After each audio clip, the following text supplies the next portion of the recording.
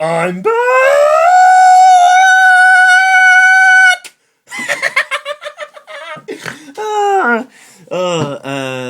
Hey, how you doing? Back from the summer holidays. Had a great time. Had like 8 weeks in the end. It was ridiculous. I lost my job at the end of July. What it was, I was teaching cycling proficiency to primary school children. Great job.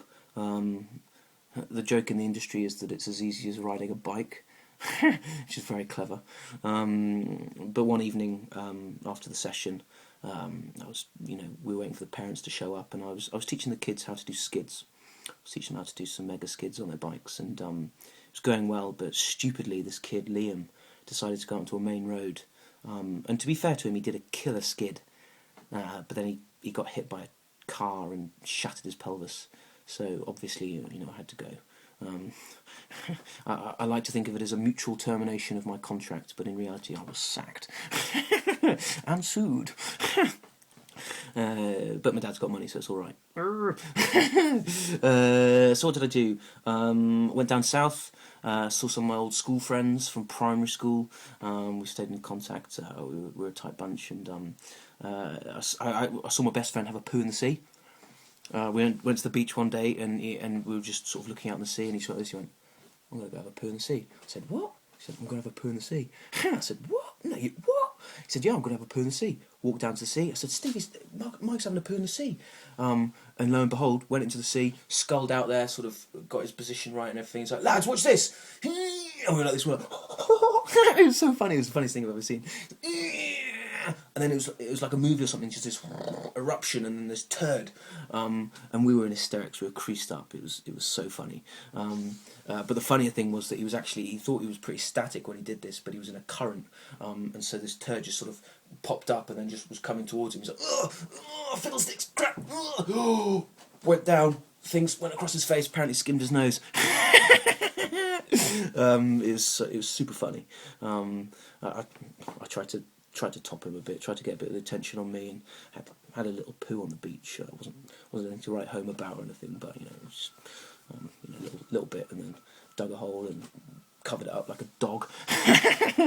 But it was great fun. I love doing stuff like that with the lads. It's just a bit of fun, really, a bit of innocent fun. What else did I do? Got a girlfriend.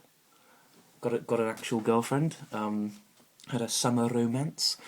She was called Pyongyang. She was Chinese. Didn't speak much English, but she was a really nice girl. And things sort of progressed a little bit too quickly, I'll be honest. I ended up going to visit her in, her family in Beijing. I was there for a week and a half. It was a strange experience. I think her father tried to get me to join the Communist Party, which I think I might have actually done accidentally. Don't tell my dad.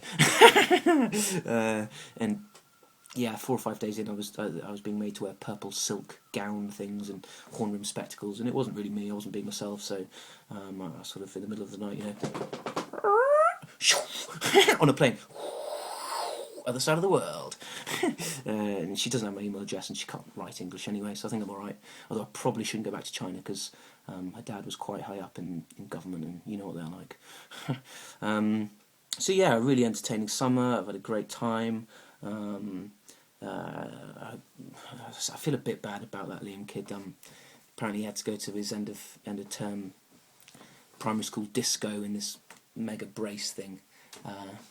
And didn't have a great time. That's the one dampener on the whole experience. I feel a bit guilty about that. But primary school discos were great. I hope I didn't ruin it for him. I have very fond memories of primary school discos. There were simpler times. I knew where I stood. I knew how to act. You show up at about 6. Chauffeur driven by your mother. You could wear what you want. Full football kit was what I would tend to go for. Shin pads included. My mate Gary, he would show up in his He-Man pyjama top, and good on him, he looked great. I remember he looked really good, but he turned up and we were like, crap, Gary looks really good. You knew what to drink. Panda, do you know what I mean? I'll get a cherry panda pop, Gary. Yeah, sweet. Steve, your blueberry, right? Yeah, cherry blueberry. Okay, cool. Crisps, packet of crisps. Yeah, no, it's on me, lads. My mum gave me £2. Everything's on me tonight. Do you know what I mean? On the dance floor, obviously girls on one side, boys on the other.